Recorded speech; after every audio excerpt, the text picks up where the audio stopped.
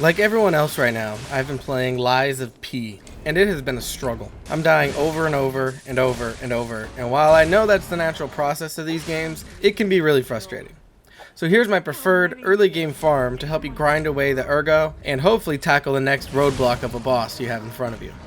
Now this started because I was trying to find the best place to farm a specific consumable item, the throwing cells, which is pretty powerful. Actually, throwing items in general in this game seem to be really powerful, so keep that in mind whenever you get stuck on a boss. But I quickly realized that this area is a pretty decent way to net almost 1,000 ergo and level up. In order to have this section unblocked, you will have to have already beaten the Donkey Man and the Scrapped Watchman.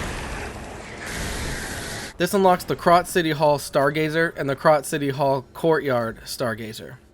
To start, teleport over to the Krot City Hall Stargazer. My weapon loadout is the heavy class starting broadsword and the electric blitz arm. Start by dropping down the edge and killing the puppet camped out there. Next, move forward and kill the one standing in front of that one. If you're careful, you can grab a nice sneak attack or trip the trap and dodge, dealing a good amount of damage. As you turn the corner, there will be another puppet and a dog puppet. I like to try to lure them both over to the trap here and try to take them both out. After you turn the corner, go up the stairs and kill the next two puppets. After they are dead, go through the door to the little courtyard area, and instead of heading up into the City Hall building in front of you, take a right and dispatch this big guy here. This one is where you'll net the most amount of ergo if you're aiming to level up. He also tends to drop 3 items some of the times, so if you're trying to farm throwing cells, star fragments, or tonics, then he's essential to take down. I like to run up to him, and as he's turning his head, stand next to the streetlight and charge the electric blitz Legion arm. I say to stand next to the light because usually you're at just the right distance for him to miss. Time his first swing and let go of the charge and immediately dodge, gauging distance to make him miss his first swing and while you charge and blast him again. Rinse and repeat until he is either dead or his health is low enough to be finished off in one hit. Once he is dead, go into the building ahead and take care of the last 2 puppets and reset at the Stargazer in the courtyard, and then do it all over again in reverse. Now, granted, this ergo item farm isn't exceptionally lucrative, but early on in the game, like where I'm at, around the 3rd boss, it's really helpful because you can net around 938 ergo from the one run.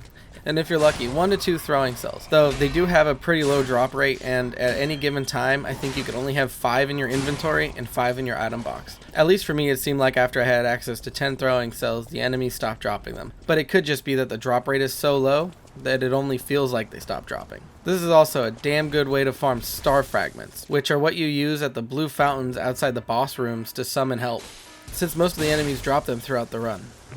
Why all the trouble for throwing cells? Because they're super powerful and useful against the enemies in this region, and the 3rd boss, who is weak to electricity. Throwing items in this game are pretty powerful and really useful. So much so I think they're probably going to get nerfed at some point. I mean, look at this.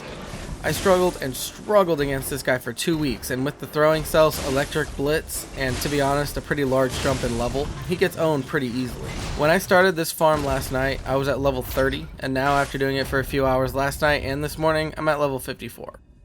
What I love about this farm area is that it's fast and very easy to reset and run back through it, since we're bouncing between 2 stargazers that are pretty close to each other. Let me know if this farm helps you out at all. So far I'm really enjoying Lies of P, and it's making me want to take another stab at Bloodborne. And it's filling the Elden Ring shaped hole I have in my heart while I wait for the DLC. Thanks for watching. Don't forget to like and subscribe, and let me know what your favorite farms are in Lies of P. Take care.